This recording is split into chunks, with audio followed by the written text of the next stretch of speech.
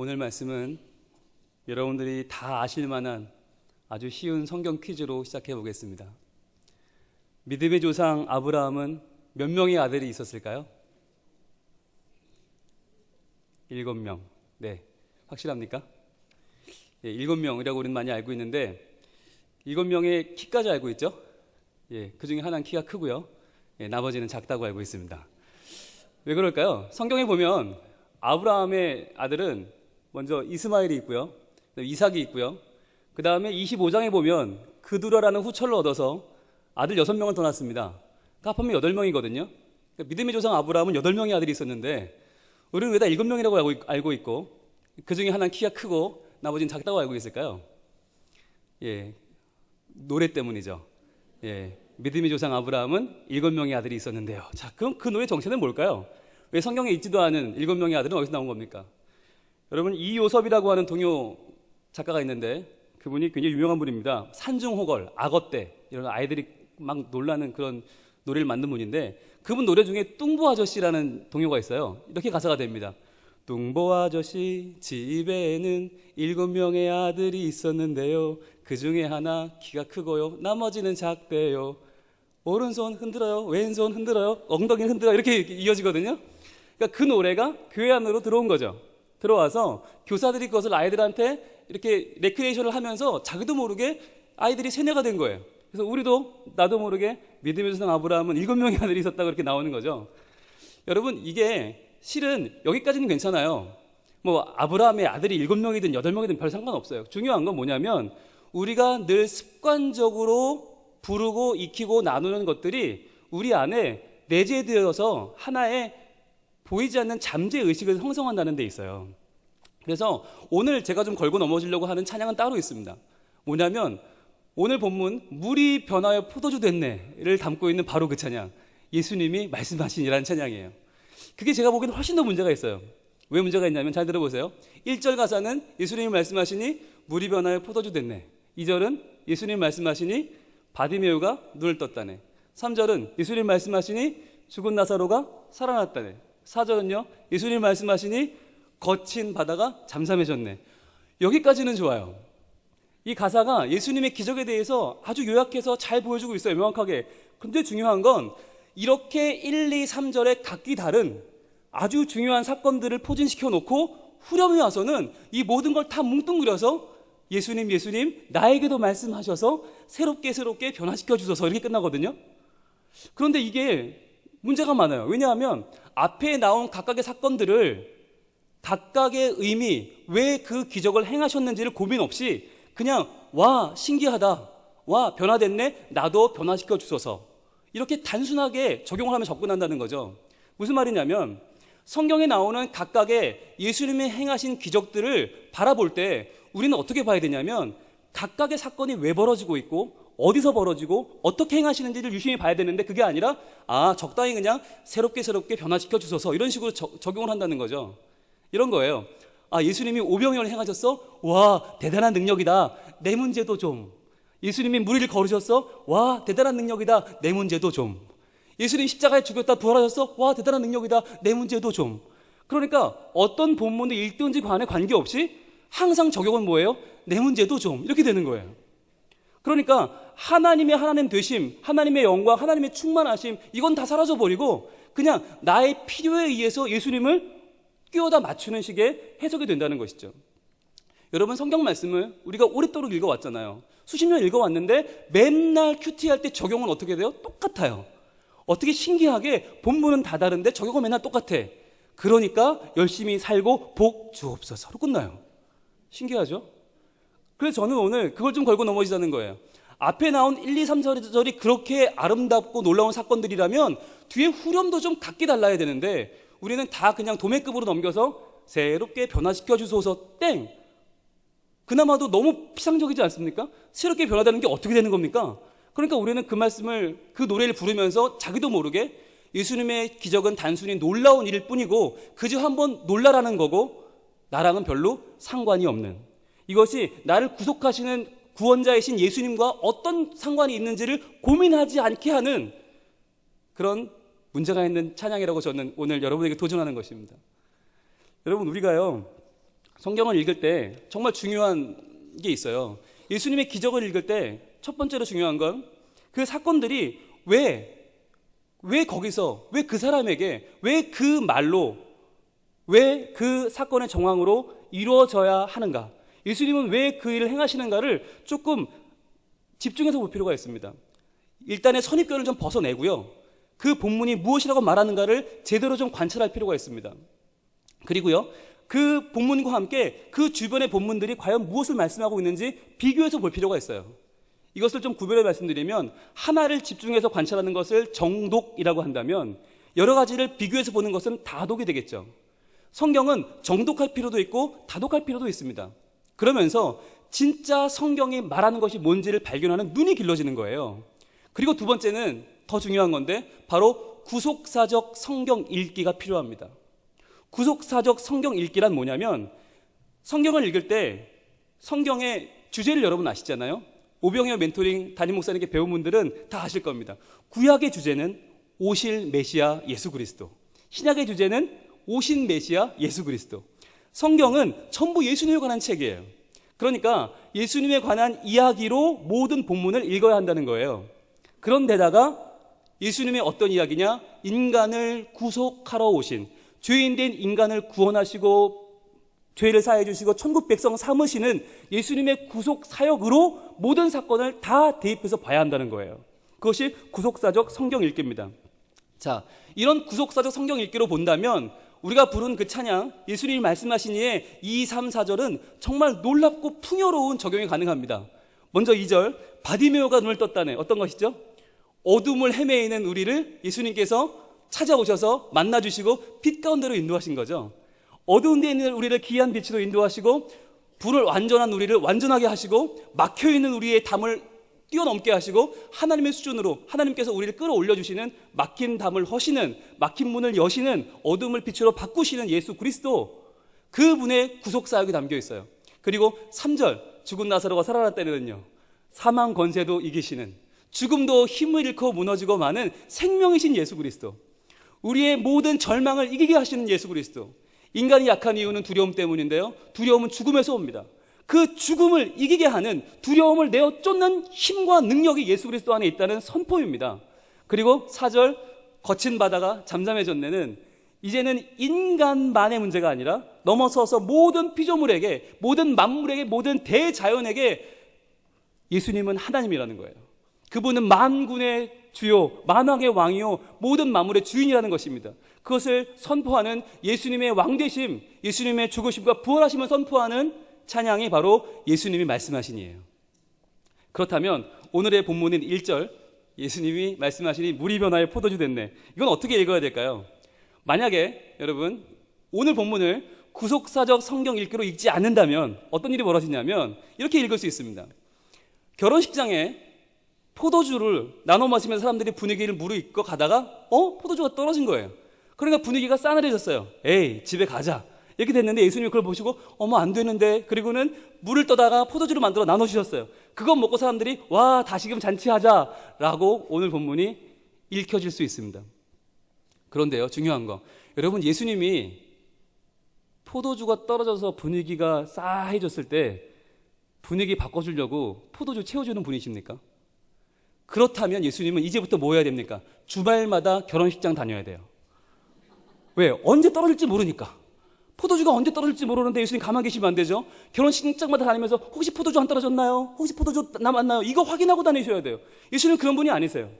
만약에 그렇게 읽는다면 이 본문은 어떻게 적용이 됩니까? 예수님, 저의 삶에도 떨어진 포도주가 있습니다. 저의 삶에도 떨어진 돈이 있고요, 떨어진 절망감이 있고요, 떨어진 행복이 있습니다. 좀 채워주세요. 예수님은 어떤 분이 되죠? 나의 필요를 채우는 분이 됩니다. 나에게 종속되는 분이 됩니다. 나의 필요를 채워주기 위해서 있는 AS 기사가 됩니다. 저 여기요, 물 좀 바꿔주세요. 그럼 찾아오시는, 저 여기요, 제가 원하는 상품이 없는데 어디 있나요? 아, 이쪽에 있습니다. 우리를 안내해 주시는 안내자 정도, 불나면 와서 불 꺼주는 소방수 정도가 됩니다. 예수님께서는 그런 분이 아니잖아요. 우리는 성경을 읽을 때 자꾸만 우리 입장에서 예수님을 끌어다 맞추려고 해요. 그게 아니에요. 예수님은 포도주 떨어진 데 찾아다니면서 포도주 공급해 주시는 분이 아니십니다. 그런 분이 아니세요. 오늘 본문을 그래서 구속사적 성경 읽기로 읽어야만 하는 것입니다.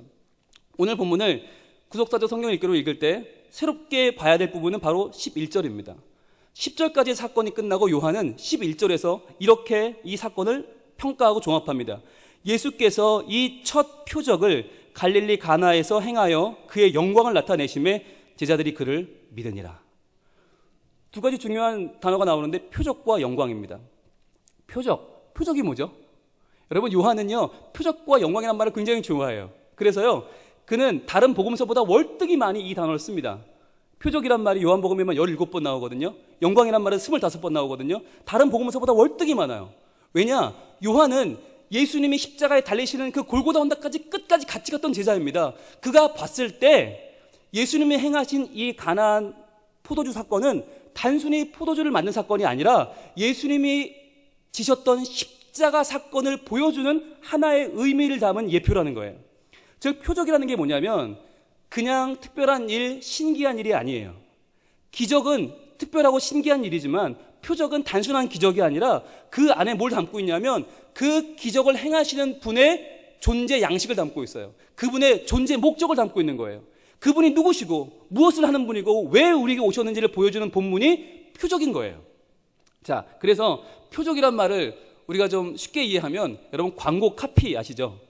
예, 광고 카피, 어떤 제품을 보여주는 광고 카피로 이해하시면 쉽습니다. 짧지만 그 안에 많은 걸 보여주잖아요. 여러분 굉장히 짧은 카피인데 잘 들으셔야 됩니다. 금방 지나갑니다. 때가 쏙 땡땡 기억나세요? 예, 여기서 땡땡은 세제 이름인데 이 짧은 카피는 이 세제가 얼마인지 뭐 어느 회사 건지 보여주지 않아요. 그러나 짧은 세 글자로 때가 쏙 뭘 보여주죠? 이 세제는 때를 잘 빼준다. 그래서 사람들이 너도 이 제품을 구입했어요. 또 있죠. 김혜자 씨, 지금 권사님인데 김혜자 씨가 국자로 딱 뜨면서 그래 이 맛이야 쇠고기 삐리링, 예, 기억나시죠? 그래 이 맛이야. 이거 하나 가지고 사람들이 너도 나도 그걸 다 샀어요. 그리고 다 먹었어요. 몸에 안 좋은 MSG를 다 먹었어요. 우리 어린 시절에 다 먹고 자랐어요. 그걸 막 쳐가지고 이렇게 먹었어요. 왜요? 그래 이 맛이야. 이게 너무 와닿았거든요. 짧지만 그 제품의 존재 목적을 보여주는 거, 이게 표적입니다. 그러니까 오늘 이 물이 포도주로 바뀐 사건은 그저 물이 포도주로 됐대가 아니라 예수님이 어떤 분인지, 예수님이 왜 오셨는지, 예수님이 왜 좋은 분인지를 보여주는 짧은 하나의 카피로 봐야 하는 것입니다. 이런 거예요. 물이 포도주가 됐다. 그 말은 물이 아웃되고 물은 사라지고 물은 끝나고 새롭게 포도주의 시대가 시작됐다는 겁니다. 그러니까 이제 물의 시대는 끝났고 포도주의 시대가 시작된다. 그럼 왜 물이 되나요? 여기서 물은 그냥 물이 아니죠. 여기서 물은 6절과 7절 보겠습니다. 거기에 유대인의 정결 예식을 따라 두세 통 들은 돌 항아리 6이 놓였는지라. 예수께서 그들에게 이르시되 항아리에 물을 채우라 하신즉 아귀까지 채우니. 여기 나오는 물은 유대인의 정결 예식을 위한 물입니다. 그러니까 어떤 물이냐면 사람들이 밖에 나가 들어올 때 손 씻고 발 닦는 물입니다. 잘 한번 생각해 보세요. 예수님이 지금 포도주를 공급하는 게 목적이라면 어느 통에 물을 담아야 맞습니까? 포도주 통에 담아야 됩니다. 그죠? 그들에게 지금 잔치에 떨어진 포도주를 채워주는 게 목적이라면 포도주 통에 물을 담고 그걸 바꿔야 정상이죠. 그게 나가야 사람들이 이게 포도주인 줄 알죠. 적어도 포도주 통이 없다면 뭘 채워야 돼요? 물통에 채워야 돼요. 지금 그게 아니라 정결 예법에 쓰는 그 손 닦고 발 닦는 그 물 항아리에 물을 채워라. 이 말은 뭐냐면 예수님 목적은 지금 포도주를 공급하는 데 있는 게 아닙니다. 이 정결 예법, 유대인들의 율법, 이 정결례, 손 닦는 건 하나님이 주신 계명이 아닙니다. 인간이 인간을 위해 만들었습니다. 왜요? 이것은 구원받기 위해 만든 것도 아니고 칭찬받기 위해 만든 것도 아니고 정죄하기 위해 만든 겁니다. 이거 하지 않으면 정죄하려고 만든 겁니다. 그러니까 예수님이 말씀하는 거예요. 이제 남을 정죄하는 데 쓰이는 이 율법의 시대는 끝났다. 이거는 끝났고 이제 새롭게 포도주의 시대가 다가온다 라고 하는 거 지금 보여주는 거예요. 그렇다면 왜 포도주입니까? 하필이면 여러분, 유대 사회는요, 우리나라하고는 좀 농사 짓는 사이클이 다릅니다. 우리나라는 봄에 씨 뿌리고 여름에 자라서 가을에 거두잖아요. 그런데 이스라엘은 중동 지방인데 여름이 길어요. 더워요. 뜨거워요. 사막이에요. 그러니까 3월부터 한 8월, 9월, 10월, 11월까지는요 너무 더워요. 이 기간에 이스라엘을 가시면 여러분 정말 쪄 죽습니다. 그런데 11월이 되면 그때부터 이른비가 내려요. 그러면 11월에 파종을 해서 비가 내리는 우기가 시작돼서 12월, 1월, 2월, 3월에 늦은 비가 내리면서 추수를 합니다. 그러니까 3월에 추수를 하니까 양식을 거두고 나면 여러분 4월, 5월, 6월 넘어가면서 건기가 시작되는데 무지하게 더워요. 그러니까 세상에 먹을 게 다 사라져버리고 물도 사라집니다. 온 동네 하천이 다 말라버립니다. 이렇게 물도 없고 먹을 것도 없는 보릿고개가 6월, 7월에 오는데 놀라운 것은요, 이제 8월이 되면 아무것도 없고 먹을 것도 마실 것도 없는 그 나라에 놀라운 손님이 찾아옵니다. 바로 포도가 있는 거예요. 포도가 익어요. 그래서 8월에 아무것도 씨도 못 뿌렸고 아무것도 없는 그때에 포도가 열리면서 그 포도를 마시면서 기가를 해결하고 그 포도를 먹으면서 양식을 삼는 거예요.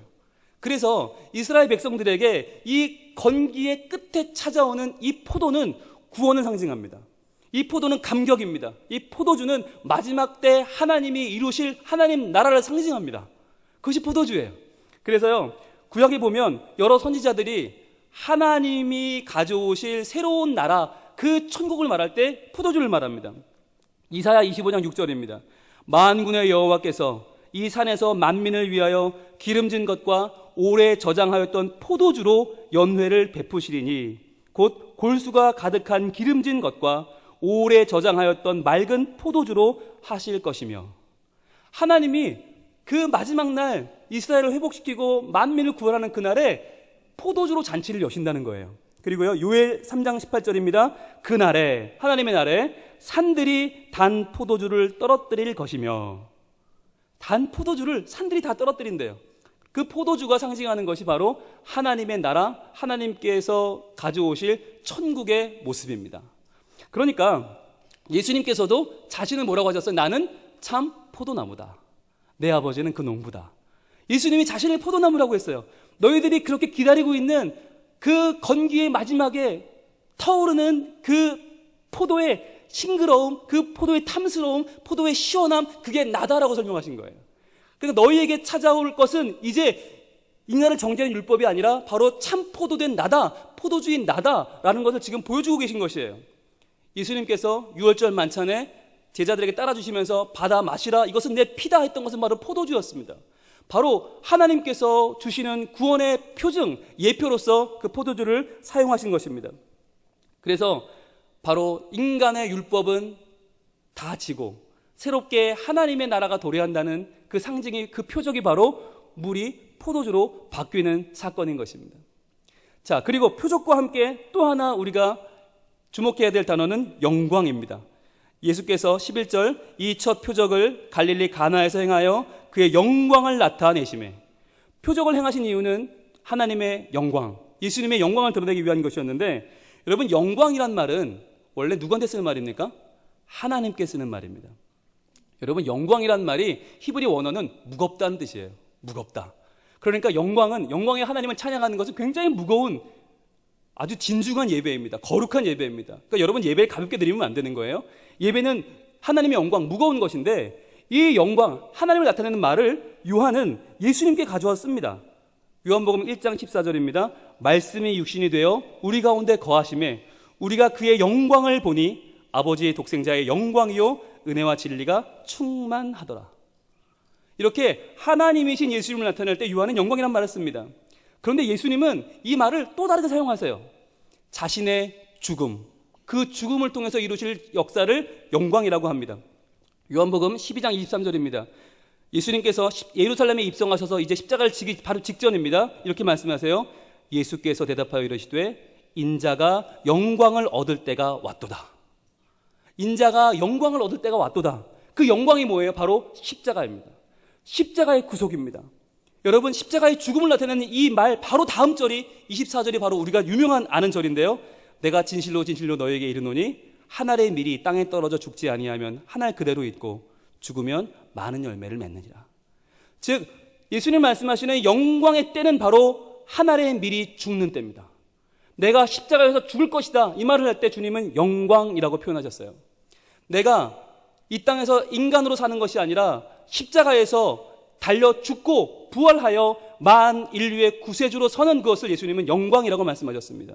그래서 오늘의 이 물이 포도주로 바뀌는 사건이 표적이요 영광을 나타내는 이유는 단순히 이것이 우리의 소원을 들어주시고 우리의 아쉬움을 채워주시는 하나님 정도가 아니라 바로 우리에게 왕으로 오셔서 이전의 모든 인간의 노력과 율법의 시대를 끝내고 새로이 도래하는 하나님이 친히 주시는 기쁨과 감격, 구원의 날을 주신다고 하는 예수 그리스도의 자기 선포, 자기 선언이 담겨 있는 것입니다. 그런데도 아직까지 천주교 사람들은요, 이걸 그렇게 해석을 해요. 봐라, 마리아가 요청하니까 예수님 들어주잖아. 그러니까 마리아님께 우리도 기도하자. 이렇게 마리아의 중보론을 이 말씀으로 주장을 해요. 그런데 여러분, 그건요, 표적과 영광을 몰라서 하는 얘기예요. 표적과 영광을 알고 보면 그 말씀이 완전히 달라요. 예수님 뭐라고 하시냐면, 부탁을 들었을 때 이렇게 말합니다. 여자여, 나와 무슨 상관이 있나이까? 내 때가 아직 이르지 아니하였나이다. 내 때가 아직 이르지 아니하였어요. 구원 사역을 행하실 때가 아직 되지 않았어요. 그러니까 구원 사역 대신 뭘 보여주신 겁니까? 그 표적을 보여주신 것이에요. 여기서는 표적만 보여주고 나중에 진짜 능력, 진짜 구원은 나중에 나타나는 거예요. 여기서는 표적만 나타납니다. 이처럼 우리가 성경을 읽을 때 자꾸만 나의 필요에 하나님을 끼워 맞추고 있지는 않습니까? 아, 하나님은 내가 기도를 덜 해서 그래. 더 기도하면 들어주실 거야. 여러분, 우리의 뜻을 관철하는 것이 기도입니까? 하나님의 뜻이 이루어질 수 있도록 우리가 하나님 편에 서는 것이 기도인 줄 믿습니다. 그래서 오늘 본문은 우리에게 구속사적 성경 읽기, 즉 내 편에서 내 유익을 위해, 내 욕심을 위해서가 아니라 하나님의 의도대로, 하나님의 계획대로, 하나님의 뜻대로 성경을 읽는 법을, 그런 안목을 다시 한번 요구하고 있는 것입니다. 오늘 작년 1, 2부 헌신 예배로 드리고 있습니다. 작년 1, 2부는요, 우리 교회의 성경 공부반 중에서 아주 핵심적인 분들입니다. 우리 교회는 여러분 아십니까? 말씀이 살아있는 교회로 유명합니다. 성경 공부 잘하는 교회, 설교 말씀이 쏙쏙 들어오는 교회. 그래서 그 말씀으로 인하여 우리가 서로 오병이어 멘토링으로 지탱해주고 붙잡아주고 성장시키는 교회, 동심 멘토 아카데미가 체계적으로 잘 서 있는 교회로 유명합니다. 여러분, 우리 교회가 세상에 나가서 빛과 소금의 역할을 다하기 위해서는 먼저 하나님의 말씀에 귀를 기울여야만 합니다. 우리 혼자 앉아서 기도를 오래 한다고 되는 것이 아니에요. 먼저 주의 말씀에 귀를 기울여야 하는데, 그 말씀을 읽을 때 과연 내가 나의 욕심대로, 나의 이기심대로 나를 도와주시는 비서 정도로 예수님을 취급하고 있는가? 아니라면 정말 나를 죽음 가운데서 건지시고 나를 사망에서 구속하셔서 하나님 나라로 이끄시게 하는 진정한 구세주, 우리를 하나님 앞에 자녀 삼으시는 그 능력의 주님으로 주님을 만나고 있는가 하는 것을 돌아봐야만 합니다. 성경을 읽을 때, 성경을 배울 때 다시 한번 유념하십시오. 모든 성경은 예수 그리스도의 사역을 담고 있습니다. 예수 그리스도의 사랑을 담고 있습니다. 그 사랑으로 우리는 구원받았습니다. 그 사랑으로 우리는 하나님 자녀가 되었습니다. 그 기쁨과 감격을 주의 말씀을 대할 때마다 우리가 얻을 수 있기를 원합니다. 그럴 때에 말씀은 더 이상 우리의 머리를 채우는 지식이 아니라, 남을 판단하는 정죄의 도구가 아니라, 다시 한번 하나님 앞에 감사로 나아가서 그분 앞에 무릎을 꿇고 그분의 영광 앞에, 그 무거운 영광 앞에 진심으로 예배하며 진심으로 하나님을 찬양하는 하나님의 아름다운 예배자로 우리를 서게 할 것입니다. 하나님의 그 뜻, 하나님의 그 아름다운 사랑이, 그 구속의 능력이 말씀을 통해서, 설교를 통해서, 강해를 통해서, 우리의 모든 하나님이 주신 선한 은혜의 통로를 통해서 우리에게 더욱더 심겨지고 아름답게 살아나기를 우리 하나님은 원하고 계십니다. 기도하겠습니다.